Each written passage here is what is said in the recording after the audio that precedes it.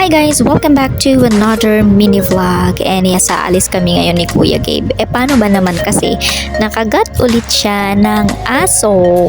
Ayan, ang galing diba? Well, hindi naman totally nakagat. May maliit siyang scratch at ang nakakagat niyan is yung aso sa kabila dun sa bahay ni na mama. And agad-agad, syempre dinala ko na siya sa center or sa clinic para pabakunahan. Kaso, naka-lunch break pala sila. So, ayan, ang ginawa namin is tumambay muna kami sa malapit na stall dyan. Bumili muna kami ng merienda.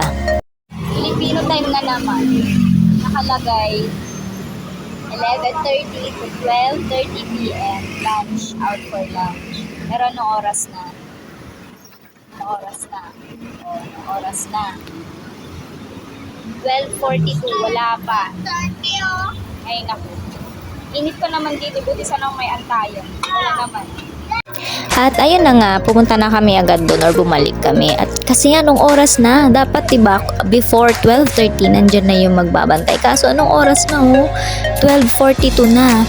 Bagot na kaya yan sige kasi 12:10 nandyan na kami, nag-aantay na kami. Tapos marami na rin tao, dami na rin nag-aantay kagaya niyan, may mga bata. Tapos ayan, may mga kasama na rin kami nag-aantay. Sobrang tagal namin nag-antay. But anyway, dumating din naman si ate, mga 12:53 nga lang.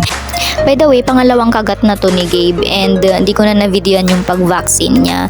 At saka ang sabi sa kanya, since ang pangalawa ng kagat niya neto, booster na lang yung kailangan. Kasi yung validity nung unang vaccine niya last January is up to 3 years.